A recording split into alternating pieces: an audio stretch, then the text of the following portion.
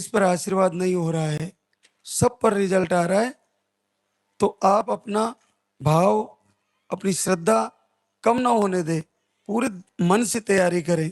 एक और बहनें ध्यान रखें, मैं किसी आध्यात्मिक शक्ति का, किसी महापुरुष का, किसी अवतार का, भगवान की जो लीलाएं हैं उनका मैं खंडन नहीं करता, लेकिन आप एक बात विशेष तौर से ध्यान रखें कि आप जब तक आपको निसंतान हो, आपको बच्चा नहीं आ रहा है, तब तक केवल सब छोड़ के लाल धागे सरकार की वंदना कर लीजिए और किसी की मत करिए।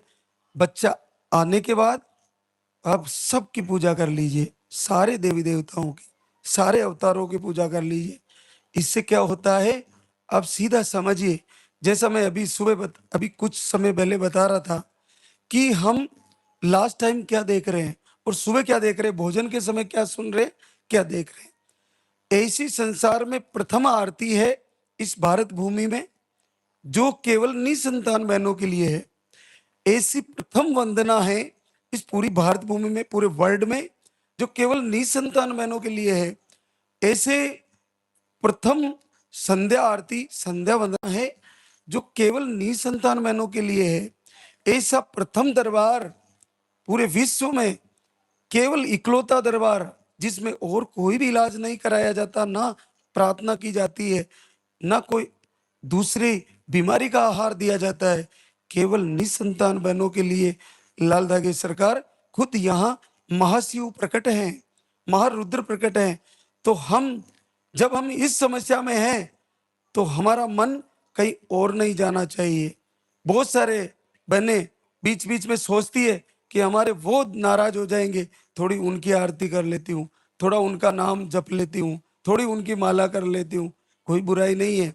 लेकिन आप देखिए कि अगर रावण का वध करना है, तो इस पूरे संसार में, पूरे ब्रह्मांड में राम के सिवा कोई नहीं कर पाया। चाहे ब्रह्मा हो, चाहे विष्णु हो, चाहे शिव हो, चाहे इंद्र हो, चाहे सारे यक्ष, चाहे किन्नर, चाहे मनुष्य, चाहे देवता, किसी के द्वारा रावण का वध नहीं हुआ, केवल श्री राम के द्वारा हुआ।